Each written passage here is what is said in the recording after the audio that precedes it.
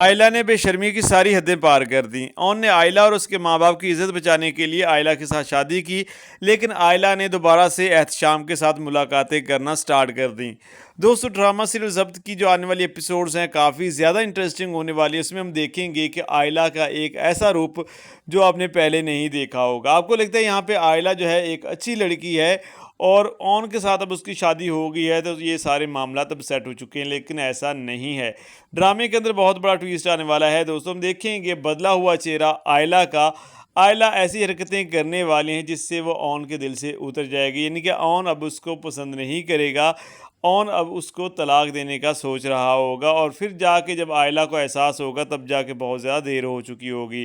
दोस्तों, हम देखेंगे नेक्स्ट एपिसोड के अंदर कि आयला जो है वो खुश नहीं है ऑन के साथ, और ऑन की किसी बात को वो मानती ही नहीं है और ऑन को तो अपना मुलाजिम समझती है। अपना खामन समझने की बजाय वो उसको अपना मुलाजिम समझती है और उस पर रोब झाड़ती है, हर वक्त उसकी इंसल्ट करती है।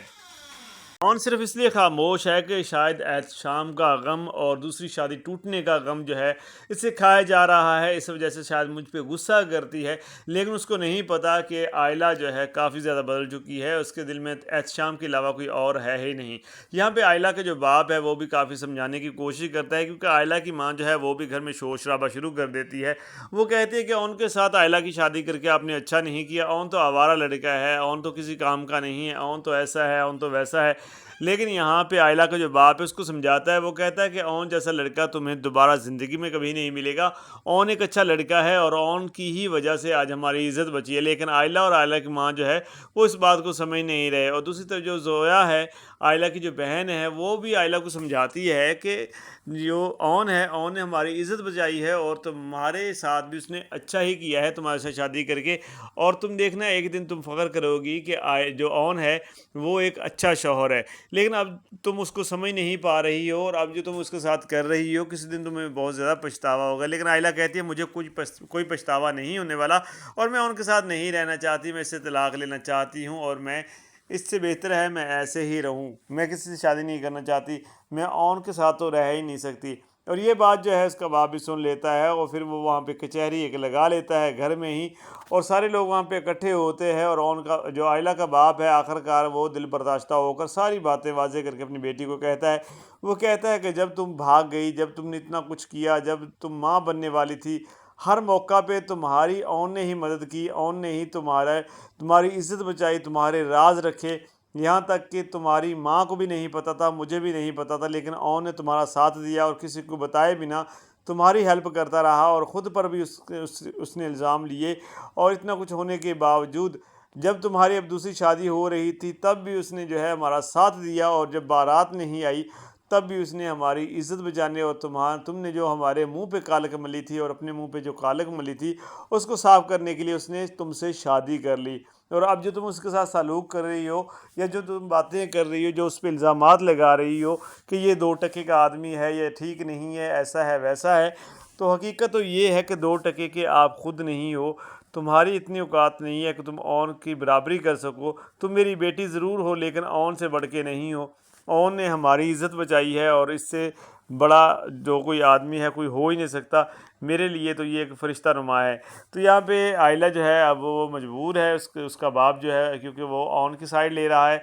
लेकिन आयला जब जाती है ओन के पास, ओन खड़ा होता है तो ओन के पास जाती है और ओन को जाके बहुत ही गुस्से में कहती है। वो कहती है कि मैं तुम्हारे साथ रहना ही नहीं चाहती, मुझे तुम्हारे साथ कोई ताल्लुक़ ही नहीं रखना, तो मुझे तलाक दे दो, जैसे तैसे करो, मुझे तलाक चाहिए, बस मैं यहाँ पे नहीं रहना चाहती, तुम्हारे साथ मैं एक सेकंड भी नहीं गुजारना चाहती। तो ओन कहता है आखिर वजह क्या है?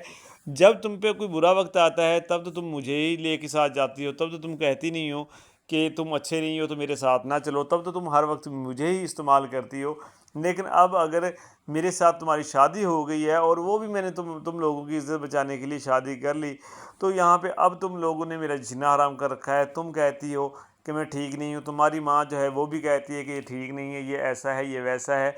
मैंने आप लोगों की हर एक बात को सुना और बर्दाश्त किया, लेकिन अब मेरी बर्दाश्त ख़त्म हो रही है। मैं खुद नहीं तुम्हारे साथ रहना चाहता, मैं तुम्हें तलाक देना चाहता हूँ। लेकिन मैं तुम्हारे बाप की इज़्ज़त को देखता हूँ, तुम्हारे बाप के साथ जो पहले हुआ میں نہیں چاہتا کہ ویسا ان کے ساتھ ہو، اور تم تو ایک بیٹی ہونے کے ناطے بھی یہ چیز نہیں سوچتی، اور تم نے جو کچھ کرنا تھا پہلے، جو تم نے احتشام کے ساتھ مل کر جو تم نے گندگی پھیلائی، تمہیں تو تب بھی احساس نہیں ہوا کہ تمہارے ماں باپ کی جو عزت ہے وہ خراب ہوگی، تبھی میں نے تمہارا ساتھ دیا، اور اب بھی میں تمہارا ساتھ دے رہا ہوں تمہارے ماں باپ کی عزت بچانے کے لیے، اور تمہیں اس چیز کا ذرا بھی احساس نہیں ہے۔ تو یہاں پہ عائلہ جو ہے وہ غصہ کر کے اپنے کمرے میں چلی جاتی ہے۔ دوسری طرف جو رملہ ہے وہ یہ باتیں سن رہی ہوتی ہے۔ رملہ آگے کہتی ہے تم اس کو طلاق کیوں نہیں دے دیتے، یہ تمہارے ساتھ ٹھیک نہیں ہے، تمہاری انسلٹ کرتی رہتی ہے، تم اسے طلاق دے دو، اور میں احتشام سے بہت جلد طلاق لینے والی ہوں، اور پھر ہم دونوں ایک ہو جائیں گے، میرے پاس کروڑوں کی پراپرٹی ہے، اور ہم بہت خوش رہیں گے، میں تمہارے ساتھ محبت بھی بہت زیادہ کرتی ہوں، تم مجھ سے جیسے بھی بات کرو گے، جیسے بھی رہو گے، میں تمہیں برداشت کروں گی، تمہارے سامنے ایک لفظ نہیں بولوں گی، کیونکہ مجھے تم سے بہت زیادہ محبت ہے۔ یہاں پہ اون کہتا ہے کہ یہ بات اپنے ذہن سے نکال دو، کیونکہ عائلہ کے علاوہ میں کسی اور کے بارے میں سوچ بھی نہیں سکتا۔ تو رملہ کو بہت برا لگتا ہے۔ رملہ کہتی ہے کہ میں خود عائلہ کو کہوں گی کہ وہ تم سے طلاق لے لے، کیونکہ تم میرے ہو صرف، اور میرے ہی رہو گے، اور کسی بھی صورت میں نے تمہیں حاصل کرنا ہے۔ اون جو ہے وہ غصہ کر کے چلا جاتا ہے، اور رملہ بھی غصے میں کھڑی ہوتی ہے۔ تبھی وہاں پہ جب اون جا رہا ہوتا ہے تو سامنے سے احتشام آ جاتا ہے، اور احتشام کہتا ہے واہ بھی تم نے تو میری ہی سابقہ بیوی سے شادی کر لی، اور تمہیں اتنی بھی شرم نہیں آئی کہ وہ میرے بچے کی ماں بننے والی تھی، اور تم نے اسی سے بعد میں شادی کر لی، تمہیں تو واقعی ہی کوئی شرم اور حیا تو ہے ہی نہیں، ویسے بھی تمہیں شاید کسی نے کوئی لڑکی دینی نہیں تھی شاید، اسی لیے تم نے اسی سے شادی کر لی، جو تمہیں ملی تم نے اس سے شادی کر لی۔ بہرحال جو بھی ہے وہ پہلے میرے پاس رہی ہے، اب تمہارے پاس ہے، تو اب تم پتہ نہیں کیسے اس کو رکھ پاؤ گے، اور میں ہوتا تو میں کبھی بھی ایسی لڑکی کے ساتھ شادی نہ کرتا۔ تو یہاں پہ اون جو ہے وہ بہت زیادہ غصہ کرتا ہے، وہ کہتا ہے اس معاملے میں اب تمہیں بولنے کی ضرورت نہیں ہے، وہ جب تمہاری تھی تو تمہاری تھی، اب وہ میری ہے، اور اس کے بارے میں کوئی بھی بکواس کرنے کی ضرورت نہیں ہے، ورنہ میں تمہارا منہ توڑ دوں گا۔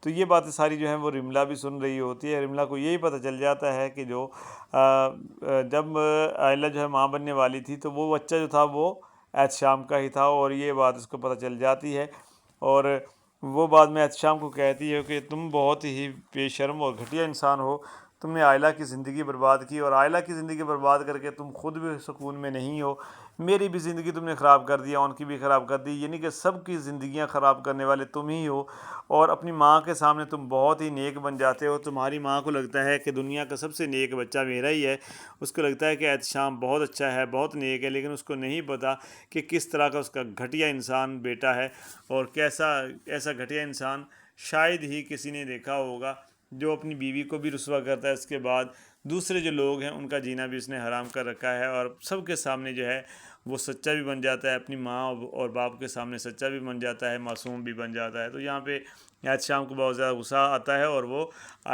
رملہ کو تھپڑ مارنے لگتا ہے، لیکن رملہ جو ہے اس کا بازو پکڑ کے نیچے کر دیتی ہے، اور کہتی ہے کہ خبردار اگر تم نے دوبارہ ہاتھ اٹھایا تو میں تمہارا ہاتھ ہی توڑ کے رکھ دوں گی، اور یہ کہتے ہوئے وہ اپنے کمرے کی طرف چلی جاتی ہے، اور یہاں پہ احتشام سوچ رہا ہوتا ہے کہ یہ میرے ساتھ کیا ہو گیا۔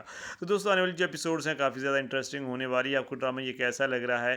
باقی یہ پروڈکشن تھی میری، ہو سکتا ہے سٹوری کسی ڈفرینٹ طریقے سے آگے بڑھے، آپ کو کیا لگتا ہے کس طرح سے سٹوری آگے بڑھی؟ اپنی رائے جو ہے لازمی دیجیے گا، اور کمنٹ کر کے بتائیے گا آپ کو یہ ڈرامہ کیسا لگتا ہے، اور چینل کو سبسکرائب کر کے نوٹیفیکیشن بیل کو آن کر دیجیے گا۔ اللہ حافظ۔